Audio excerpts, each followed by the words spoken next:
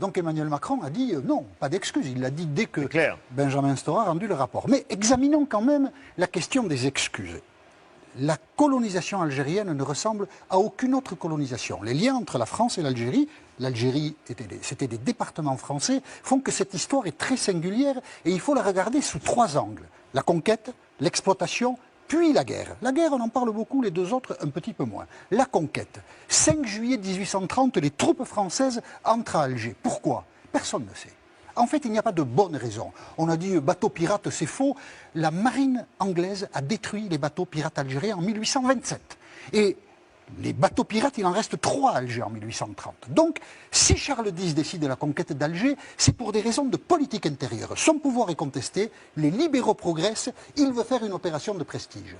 Et Alger est conquis le 5 juillet, mais le 30 juillet, Charles X est foutu dehors. Et c'est Louis-Philippe qui lui succède. Et personne à Paris n'a idée de ce qu'il faut faire de l'Algérie.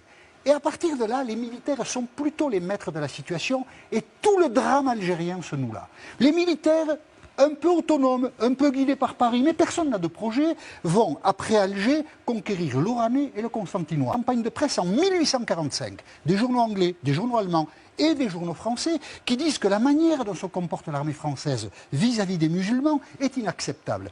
La figure de cette barbarie, parce qu'il faut l'appeler comme ça, c'est le maréchal Thomas Bugeaud, qu'on voit là, ici, qui est honoré encore à Paris aujourd'hui. En 1860, Napoléon III a baptisé une avenue Bugeaud. Pourquoi? Parce qu'en 1848, lors de l'élection présidentielle, Bugeaud a soutenu Napoléon III. C'est juste pour ça. Eh bien, encore aujourd'hui, il y a une plaque avenue Bugeaud, et je ne comprends pas que la municipalité parisienne, qui se dit humaniste et tout ce qu'on veut, ne supprime pas cette place Bugeaud, parce que Bugeaud, c'est un assassin.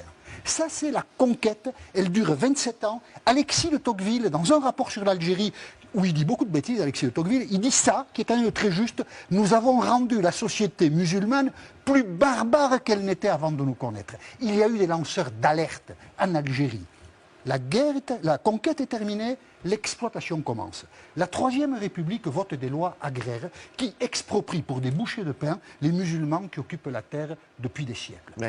Les musulmans sont chassés. Ils connaîtront des années de famine, les musulmans, sur leur territoire. Et pourquoi? Personne n'est capable de l'expliquer. Mais se constituent des familles coloniales d'origine européenne, française, mais beaucoup d'Espagnols et d'Italiens. L'Algérie française, en fait, est composée d'étrangers. C'est assez cocasse. Se constitueront des grandes familles qui vont figer la situation politique. Déjà, Paris s'intéressait peu à l'Algérie. Là, c'est terminé. Les pieds noirs prennent tout en main. Et ils vont faire... Alors, déjà, on vole les terres aux habitants.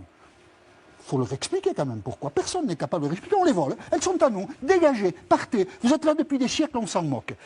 Ces familles pieds noirs vont organiser la déscolarisation pendant près d'un siècle de tous les jeunes Algériens. On va plonger un peuple dans l'ignorance. On a martyrisé tout un... Nous, Français, nous avons martyrisé un peuple pendant un siècle. Ça, c'est terrible. Puis on pourrait dire beaucoup d'autres choses sur l'exploitation de l'Algérie. Vient la guerre.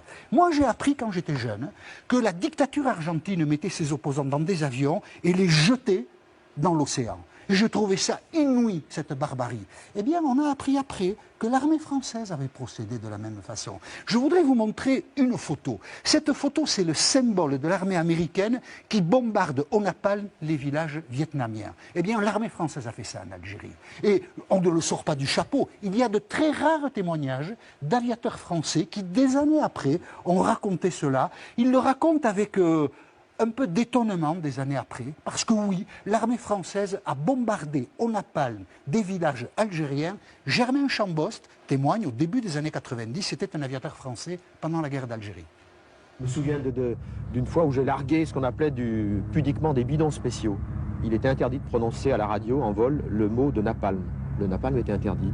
Alors on appelait ça pudiquement des bidons spéciaux. J'ai largué des bidons spéciaux et après avoir largué le bidon dans la vallée qu'on m'avait demandé de bombarder, un avion marqueur avait lancé un fumigène et on m'a dit tu largues tes bidons sur le fumigène. J'ai largué mes bidons sur le fumigène. C'était ça la guerre, pour nous aviateurs. Et puis en dégageant, j'ai vu quelqu'un qui courait, qui avait le feu dans le dos. J'avais brûlé un type.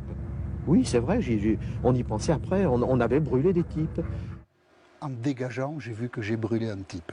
La conquête, l'exploitation, la guerre, ce sont 3 bonnes raisons pour présenter des excuses aux Algériens aujourd'hui. Parce que ce qu'a fait la France en Algérie pendant 130 ans est franchement scandaleux.